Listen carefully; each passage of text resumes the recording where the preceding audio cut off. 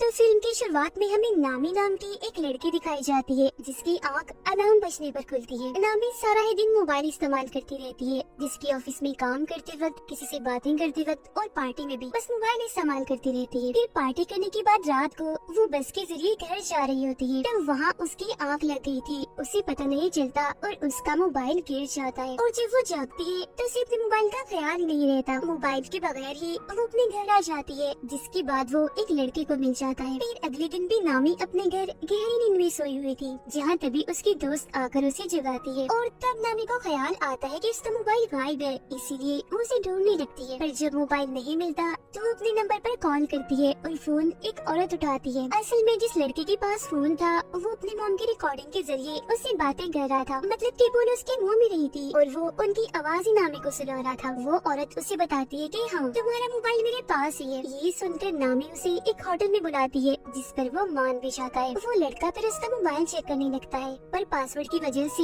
उसे नहीं खोल पाता। इस वजह से लड़के को गुस्सा आ जाता है, वो मोबाइल की स्क्रीन ही तोड़ देता है। दूसरी तरफ शहर से दूर जंगलों में एक लड़की की लाश मिलती है, जिसकी हालत काफी खराब थी क्योंकि काफी बेरहमी से उसे मारा गया था। इस केस को एक ऑफिसर देख रहा था, जो अपने साथी को कहता है कि इस कत्ल खून का शक मुझे अपने बेटे जून पर है, जो पिछले 7 सालों से गायब है। जून और कोई नहीं बल्कि वही लड़का था जिसे नामी का मोबाइल मिला था। तो इस सिलसिले में इस ऑफिसर ने बहुत सारी चीजें भी पता की होती है। तो उसका साथी कहता है कि आपको बस शक है, पर उसे पकड़ने के लिए हमें सबूत इकट्ठा करने होंगे। उधर नामी अपने डैड के होटल में आकर उनसे मिलती है। उसे पता चलता है कि मेरे डैड का इंस्टाग्राम अकाउंट भी है, तो ये जानकर उसे काफी खुशी होती है। अब तभी नामी के पास उस औरत की कॉल आती है जिसके पास उसका मोबाइल था। वो कहती है कि गलती से तुम्हारे मोबाइल की स्क्रीन टूट गई है, मैंने उसे ठीक करने के लिए मोबाइल की एक दुकान पर बेच दिया है, पैसे भी दे दिए, तो तुम उस दुकान पर जाकर अपना मोबाइल ले सकती हो। फिर थोड़ी ही देर बाद नामी अपना मोबाइल लेने के लिए उस दुकान पर पहुंच जाती है, जहां उसे जून भी दिखता है जिसपे मास्क लगाया हुआ था। वो नामी के मोबाइल की डिटेल्स में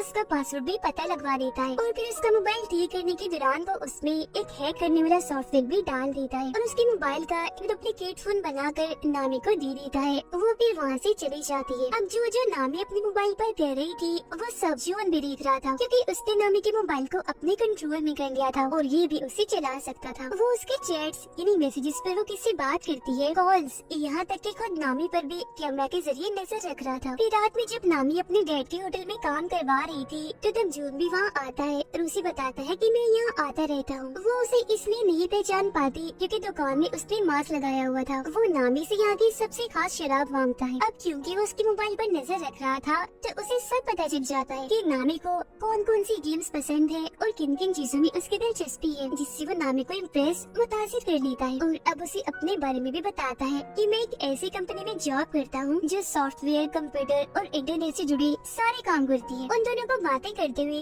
नामी के डैड भी देख रहे थे। फिर रात को नामी अपने दोस्तों से बातें करते करते सो जाती है और पूरी रात जून उसका मोबाइल ही चेक करता रहता है, जिससे वो उसके बारे में हर एक जानकारी और राज जान चुका था। जिसके बाद अगली सुबह नामी अपने ऑफिस आती है। वो दरअसल एक कंपनी में काम करती थी। उधर जून अपनी पिछले शिकारी यानी उस लड़की की तस्वीर देखता है जिसका कत्ल उसने किया था, जो और कोई नहीं बल्कि वही थी जिसकी लाश जंगल में से मिली थी। जिसके बाद वो अपना अगला शिकार नामी को चुनता है। उधर नामी के पास उसकी बॉस आती है, कहती है कि हमारी कंपनी को एक काफी बड़ा प्रोजेक्ट मिला है, साथ ही तुम भी काफी अच्छे से काम कर रही हो, मैं तुमसे बहुत खुश हूँ, इसीलिए मैं तुम्हारी सैलरी दोगुनी कर रही यानी कि डबल कर रही हूँ, पर तुम इस बारे में बाकी साथियों को मत बताना। अब उनकी ये सारी बातें जून ने भी सुन ली थी। उधर वो ऑफिसर भी जून के डैड घर आकर अपनी वाइफ से बातें करने लगती है, पर वो जून के बारे में उन्हें कोई बात नहीं बताती। हालांकि उन्हें पता होता है कि जून और उसकी मॉम आपस में राब्ते में और बातें करती रहती है। वो फिर अपनी वाइफ को बताते हैं कि शहर में एक लड़की का खून हुआ है जिसका शक मुझे जून पर है और मैं ये बात जानता हूँ कि तुम उससे राब्ते में हो, क्योंकि मैंने तुम्हारी और उसकी बातें सुन ली थी। जो सुनकर फौरन वो बोलती है कि नहीं, मैं नहीं मानती,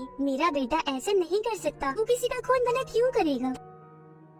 ठीक इसी वक्त ऑफिसर के पास उनके दोस्त का मैसेज आता है जो कहते हैं कि मुझे जून की लोकेशन का पता चल गया है, यानी वो जहाँ रहता है उस जगह का पता। उधर नामी अपने प्रोजेक्ट पर काम कर रही थी, काफी खुश थी वो, जबकि जून उसके घर जाता है और उसकी सारी चीजों को चेक करने लगता है, जिनमें उसे नामी का दूसरा मोबाइल भी मिल जाता है, यानी वो एक नहीं 2 मोबाइल इस्तेमाल करती है। उधर ऑफिसर की साथी उन्हें बताती है कि जिस जगह के बारे में मैंने आपको बताया है, इन्हें जून की लोकेशन पता चला है कि वो वहाँ सबसे चोरी रह रहा है। तो वो ऑफिसर नामी जून के डैड उस जगह पर जाने के लिए अकेले ही निकल पड़ते हैं। वो जब वहाँ पहुँचते हैं तो घर के अंदर भी चले जाते हैं और हर जगह की तलाशी लेने लगते हैं। साथ ही उन्होंने यहाँ की तस्वीरें भी बना दी थी। मरने वाले लड़के की मौत के बारे में भी इन्हें पता चल जाता है। इतनी ही देर में जून भी बाहर आ गया था। वो ये बात जान चुका था कि घर के अंदर कोई घुस आया है, इसीलिए चुपके से जब वो अंदर झांकता है तो अपने डैड को वहाँ देख लेता है। अंदर उसके डैड को लाश के नाखूनों पर लगी नेल पॉलिश भी मिल जाती है, जिससे उन्हें पता चल चुका था कि ये खून मेरे बेटे जून ने ही किया है। अब चिल्लाते से जून अपने डैड को उस कमरे से बाहर बुलाता है और जब वो वापस दोबारा अंदर जाते हैं तो जून वहाँ की हर एक चीज, सबूत, सारे कागजात को बर्बाद कर चुका था। जून अब दोबारा से नामी के होटल में जाता है और उसके डैड से मिलकर उन्हें भी यही बात कहता है कि मैं यहाँ आता रहता हूँ और यहाँ की सबसे खास शराब मांगता है। उसे देखकर नामी के डैड समझ जाते हैं कि ये झूठ बोल रहा है, ये हमारा रेगुलर कस्टमर नहीं है, मतलब ये यहाँ रोज रोज नहीं आता। फिर वो नामी से बातें करने लगता है और रात को जब वो बाप बेटी घर जा रही थी तो उसकी डैड नामी को कहती है कि जून एक नंबर का झूठा इंसान है, वो हमसे कुछ छुपा रहा है क्योंकि वो दूसरी बार आया है होटल में, उससे पहले कभी भी नहीं आया, मुझे वो ठीक नहीं लग रहा, तो तुम उससे दूर रहो। जिस पर वो कहती है डैड मुझे तो ऐसा कुछ नहीं लगता, पर ठीक है मैं इससे दूर रहूंगी। अब उनके बीच की ये सारी बातें जून ने भी सुन ली थी। रात को नामी अपने दोस्त के साथ थी, वो उसे भी जून के बारे में बताती है कि अगर वो थोड़ा सा हुलिया बदले यानी बाल छोटे करवा ले और चश्मा उतार दे तो वो बहुत ही प्यारा लगेगा। उसकी दोस्त कहती है कि मैं भी उसे देखना चाहती हूँ। तब नामी उससे वादा करती है कि ठीक है मैं तुम्हें उससे मिलवा दूंगी। ऑफिसर मरने वाले लड़के की मोम से आकर मिलती है, जहाँ वो इन्हें बताती है कि मेरी बेटी का मोबाइल कहीं गिर गया था, फिर उसकी स्क्रीन टूट गई और मेरी बेटी को मोबाइल पर एक मोबाइल की दुकान से मिला था, जिसके बाद से उसके साथ अजीबोगरीब चीजें होना शुरू हो गई थी और उसके बाद फिर किसी ने उसे मार दिया। तब वो लड़की की मोम से वादा करती है कि आप परेशान न हो, उसके खूनी को हम ढूंढ कर ही रहेंगे। नामी के डैड पर जब किसी काम से बाहर आते हैं तो जून उन पर हमला करके उन्हें पकड़ लेता है। इसी रात पुलिस को जंगल में से एक साथ 8 लाशें मिलती है, जिस वजह से ऑफिसर को काफी दुख होता है। फिर सुबह जब नामी की आँख खुलती है तो वो देखती है कि उसके बॉस की तकरीबन 8 कॉल्स आई हुई है। साथ ही उसे अपने मोबाइल पर बहुत सारे मैसेजेस भी मिलते हैं, जिनमें उसने अपने दोस्तों को काफी बुरा भला कहा होता है। इसके अलावा अपने बॉस के बारे में भी काफी उल्टी सीधी बातें की हुई थी। एक पोस्ट भी डाली थी जिसमें उसने बता दिया था कि बॉस ने मेरी सैलरी दुगनी कर दी है। फिर वो अपने ऑफिस जाती है जहाँ उसकी टीम उसे काफी नाराज थी। वो सबको बताती है कि मैं नहीं जानती वो सब किसने किया, क्योंकि मैंने तो एक भी मैसेज, एक भी पोस्ट नहीं की, पर कोई भी उसकी बात पे यकीन नहीं करता और उसे वहाँ से निकलने का कहती है। वो अपने बॉस से भी बात करती है, पर उसके बॉस ने भी जॉब से उसे निकाल दिया होता है। वो उन्हें भी काफी समझाने की कोशिश करती है कि देखिए मेरी बात को यकीन करिए, कोई भी पोस्ट, कोई भी मैसेज मैंने खुद से नहीं किया, मुझे लगता है किसी ने मेरा मोबाइल हैक कर लिया है, कोई मुझे फंसा रहा है, मतलब मेरे मोबाइल को कोई अपने कंट्रोल में लेकर चला रहा है, तो जरूर उसे नहीं किया होगा। इस पर उसकी बॉस उसे ये साबित करने का कहती है और धक्के मारकर उसे वहाँ से निकाल देती है। इस चीज से उसे काफी दुख होता है। वो सीधा अपने दोस्त के पास जाती है और उसे सबके बारे में बताकर काफी रोने लगती है। तब उसकी दोस्त उसे सहारा देती है, उसे संभालती है। ये चीज जून ने भी देख ली थी। वो सोचता है कि नामी अपने दोस्त के काफी करीब है, तो पहले रास्ते से इसे हटाना होगा। वो और उसकी दोस्त पुलिस स्टेशन जाती है और इस सब के बारे में बताती है। तब ऑफिसर उनसे कहता है कि ये सब आपके साथ ऑनलाइन हुआ है, इसलिए हम आपकी कोई मदद नहीं कर सकते, क्योंकि जिसने भी आपके साथ ऐसा किया हम उसे नहीं पकड़ सकेंगे। ये सुनकर उसके दोस्त को काफी गुस्सा आता है, जिसके बाद दोनों यहाँ से चली जाती है। जून अब नामी के डैड के घर पर ही रह रहा था, क्योंकि उसने उन्हें वहाँ बांध के रखा हुआ था। वो उनके मोबाइल से नामी को मैसेजेस भी करता रहता है ताकि उसे शक न हो कि मेरे डैड को किसी ने अगवा कर लिया है। वो दोनों फिर होटल में आकर बातें करने लगती है। इस बारे में सोच रही थी कि आखिर ऐसी हरकत कौन कर सकता है। वो फिर बात करती है कि इस बारे में पता लगवाने के लिए हमें एक ऐसा इंसान चाहिए जो कंप्यूटर और इंटरनेट में काफी माहिर हो। अब तभी यहाँ जून भी आ गया था, जिसके लिए नामी जोश लेने जाती है और वो उसकी दोस्त के साथ मिलकर नामी का फोन चेक करने लगता है। वो फिर जब आती है तो जून उसे बताता है कि किसी ने तुम्हारा मोबाइल हैक किया हुआ है। उस इंसान ने तुम्हारे मोबाइल में एक ऐसा सॉफ्टवेयर डाला है जिससे तुम्हारा मोबाइल उसके कंट्रोल में आ गया है और तुम जो भी करोगी उसे पता चल जाएगा और मोबाइल को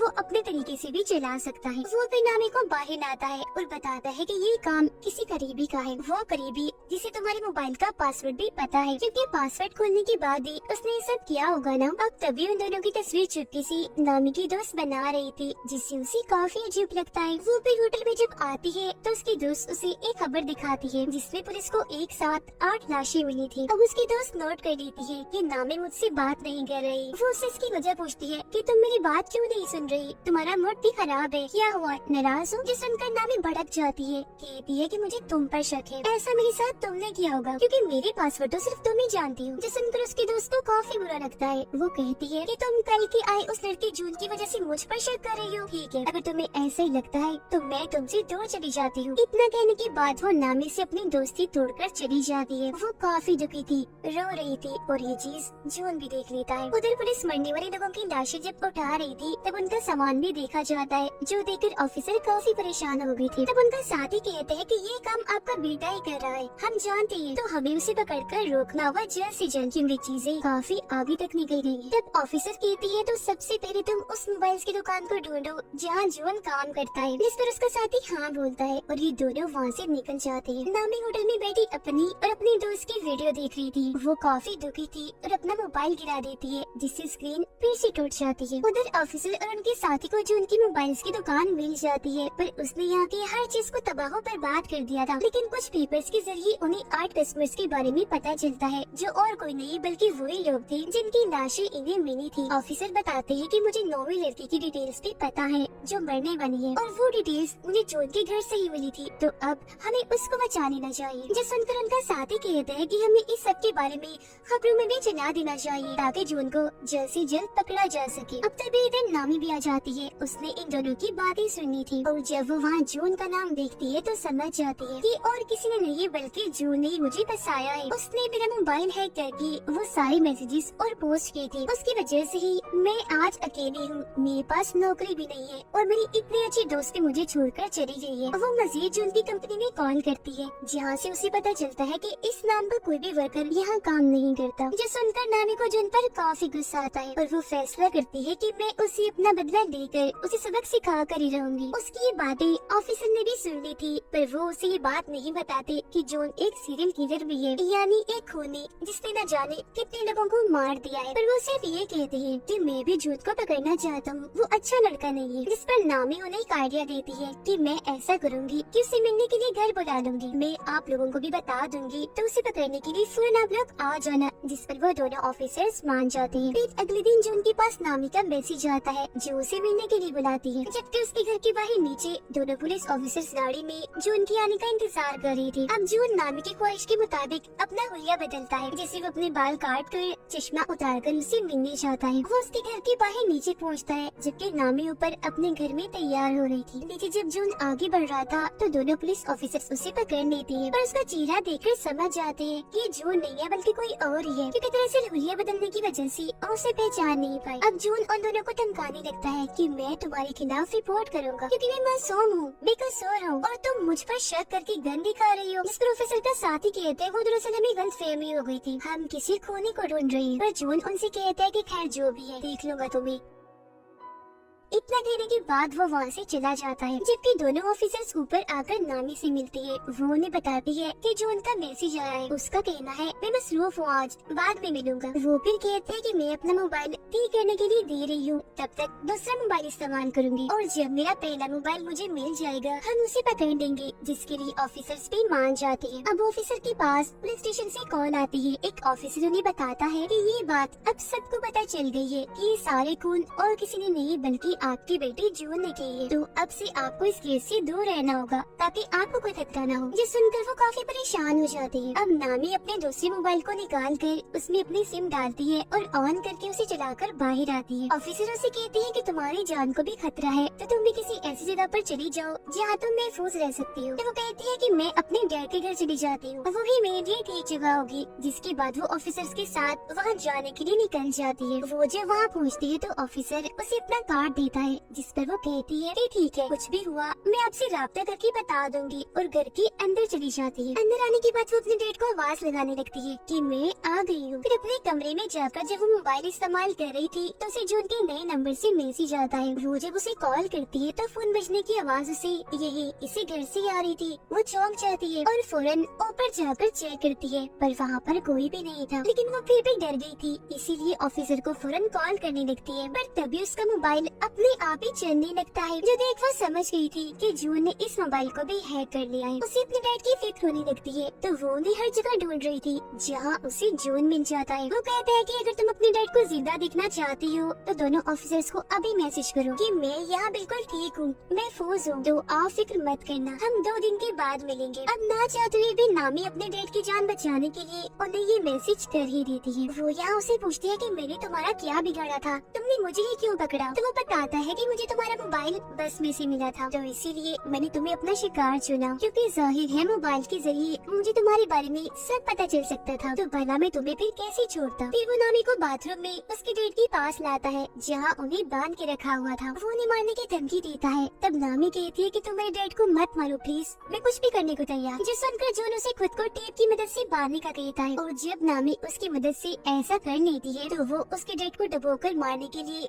टब में पानी छोड़ देता है। ये चीज नामी भी देख रही थी। दुखी होकर वो रोने लगती है। साथ ही वो जून को काफी बुरा भला भी कह रही थी, तो वो उसे भी उठाकर ठिकाने लगाने के लिए पर टेप लगा देता है और बाहर टब में छोड़ देता है जो पूरा ही पानी से भर गया था। वो उसकी तस्वीरें बनाकर उसकी बेबसी पर हंस रहा था और वहाँ से बाहर निकल आता है। उसे ऑफिसर का कार्ड मिलता है जिसके बीच उन्होंने लिखा था नामी सिर्फ कॉल करना, मैसेज नहीं। पर क्योंकि इसने तो ऑफिसर को मैसेज करवाया था तो उन्हें पता चल गया था कि जरूर ये जून ने किया है, तो इसका मतलब वो यहाँ आ रहे थे जून को पकड़ने के लिए। अब जून को भी एहसास हो जाता है कि ऑफिसर्स घर में घुस आए हैं। वो ऑफिसर के साथी को जाकर पकड़ लेता है, पर पीछे से उसके डैड ऑफिसर आकर उसे पकड़ लेते हैं। मगर क्योंकि ये उनका बेटा नहीं होता तो वो इसे मारने लगते हैं और अपने बेटे के बारे में पूछते हैं। पानी में डूबकर नामी मरने ही वाली थी कि तभी ऑफिसर का साथी उसी पानी से बाहर निकाल कर मरने से बचा देता है। ऑफिसर उसे मार मार कर काफी जख्मी कर देते हैं और अपने बेटे के बारे में पूछते हैं। तब वो कहता है डैड मैं ही आपका बेटा हूँ, जिस पर ऑफिसर मान भी जाती है। तो वो उन पर हंसने लगता है और कहता है कितने बेवकूफ हो तुम, अपने बेटे की पहचान भी नहीं है। ये सुनकर ऑफिसर भड़क जाते हैं और उसे दोबारा से मारने लगते हैं। उधर नामी को भी होश आ गई थी। वो देखती है कि ऑफिसर के साथी उसके डैड को होश में लाने की कोशिश कर रही है, पर वो उठ ही नहीं रही। ऑफिसर फिर जो उनका बैग चेक करती है जिसमें से उन्हें जो उनके सारे शिकारों का सामान मिलता है, यहाँ तक कि 0 नंबर वाले शिकार का भी, इन्हीं सबसे पहले वाले शिकार का, जो कि असल में और कोई नहीं बल्कि उनका बेटा जून था। इस कोने के पास ऑफिसर की वाइफ और उसके बेटे की सारी डिटेल्स मौजूद थी। इन्हें जो 7 साल पहले गायब हो गया था,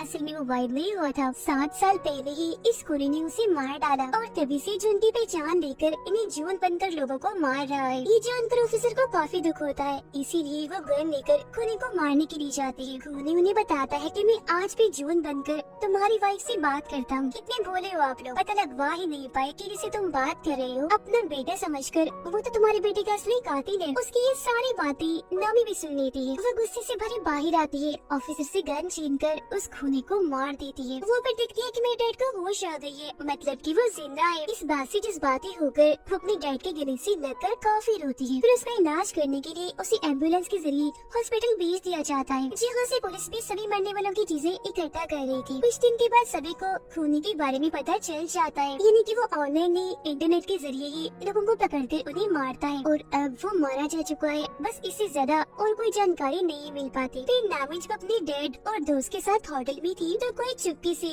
उस पर नजर रख रहा था, जिसे वो खुद भी देख लेती है, पर समझ नहीं पाती कि ये कौन है। तो या तो ये खूनी ही हो सकता है जो शायद मरा नहीं होगा, या फिर ऑफिसर का बेटा भी हो सकता है, या कोई तीसरा इंसान भी हो सकता है जो अब खूनी की तरह ही ऑनलाइन पकड़ कर लोगों को मारेगा सिर्फ अपनी इंजॉयमेंट के लिए। और इसी सस्पेंस भरे सीन के साथ ही ये कहानी इधर ही खत्म हो जाती है।